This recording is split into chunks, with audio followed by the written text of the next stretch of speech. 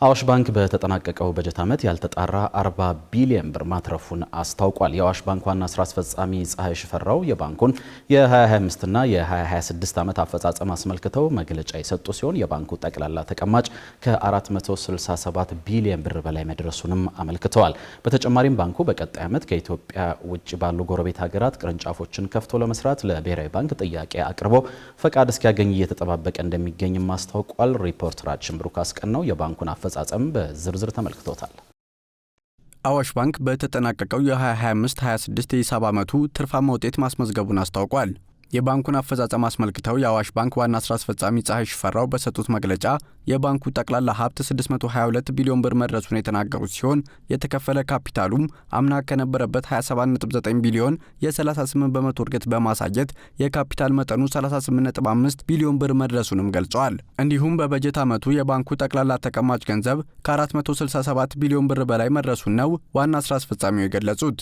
ባንኩ ካፒታል ወደ 10.6 ቢሊዮን ያደገበት ነው። ይህም የሚያሳየው አዋሽ ባንክ ላይ ያለው በባለ አክሲዮኖች በኩል ያለው እምነት በጣም ከፍተኛ መሆኑን ያሳያል ማለት ነው።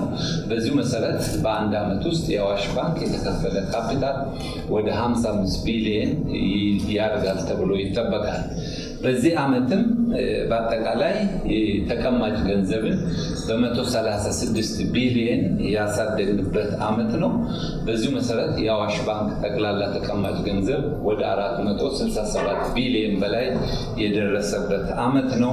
የውጭ ምንዛሬ ግኝትን በተመለከተ ባንኩ በበጀት ዓመቱ ከ2.6 ቢሊዮን ዶላር በላይ መሰብሰቡ የተገለጸ ሲሆን ይህም ከቀደመው ዓመት ጋር ሲነጻጸር የ635 ሚሊዮን ዶላር ጭማሪ የተመዘገበበት ነው ተብሏል። በዚህም አዋሽ ባንክ ያልተጣራ 40 ቢሊዮን ብር ማትረፉ የተነገረ ሲሆን ይህም ከቀደመው ዓመት ጋር ሲነጻጸር የ11.8 ቢሊዮን ብር ጭማሪ የተመዘገበበት መሆኑ ተጠቅሷል።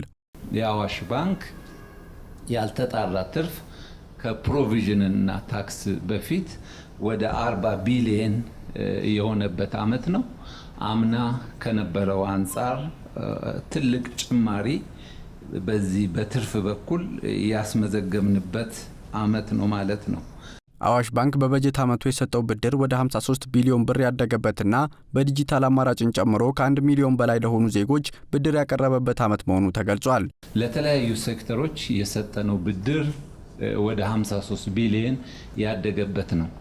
ከዛም ውጪ ብድርን በተመለከተ አዋሽ ባንክ ዲጂታሊ ከ1 ሚሊዮን በላይ ለሚሆኑ ዜጎች የተለያየ ብድሮችን የሰጠበት ዓመት ነው። የአዋሽ ባንክ የዲጂታል ፕሬዘንስ ዲጂታሊ የመገኘቱ በሰፊው የተሰራበት ዓመት ነው ብዬ መናገር እችላለሁ። ብድርን በተመለከተ የአዋሽ ባንክ የተበላሸ ብድር መጠን ከ2% በታች የሆነበት ዓመት ነው። ይሄም ባንኩ በጣም ጤነኛና ጠንካራ ባንክ ሆኖ መቀጠሉን የሚያሳይ ነው።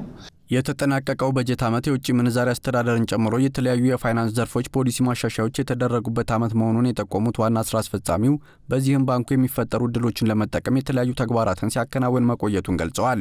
ከዚህም ውስጥ ባንኩ በካፒታል ማርኬት ዝርዝር ውስጥ መካተቱ አንዱ በበጀት ዓመቱ ያገኘው ስኬት ነው ተብሏል። በካፒታል ማርኬት ላይ ሊስትድ ሆኖ ያንን የካፒታል ማርኬትን መስፈርቶች አሟልቶ ባንኩ እንዲመዘገብ መደረጉ በዓመት ውስጥ ከተሰሩ ጉልህ ስራዎች ውስጥ አንዱ ነው።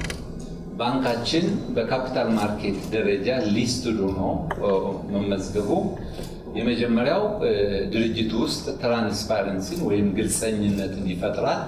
ሁለተኛ የኢንቨስተሮቻችንን የባለ አክሲዮኖቻችንን ፍላጎት ያስጠብቃል። ያላቸውን ካፒታል ኦር ያላቸውን ሼር በተሻለ እንዲሸጡ ያደርጋል። የባንኩ ባለ አክሲዮን ያልሆኑ መሆን የሚፈልጉ አገር ውስጥም ያሉ ከውጭም የሚመጡ ማንኛውም ሰው ካለ የባንኩን አክሲዮን በቀላሉ መግዛት የሚችልበት ሁኔታ ነው ያለው። አዋሽ ባንክ በቀጣይ ዓመት ከኢትዮጵያ ውጭ ባሉ ጎረቤት ሀገራት ቅርንጫፎችን ከፍቶ ለመስራት ለብሔራዊ ባንክ ጥያቄ አቅርበው ፈቃድ እስኪያገኝ እየተጠባበቀ እንደሚገኝም በዚህ ወቅት አስታውቋል።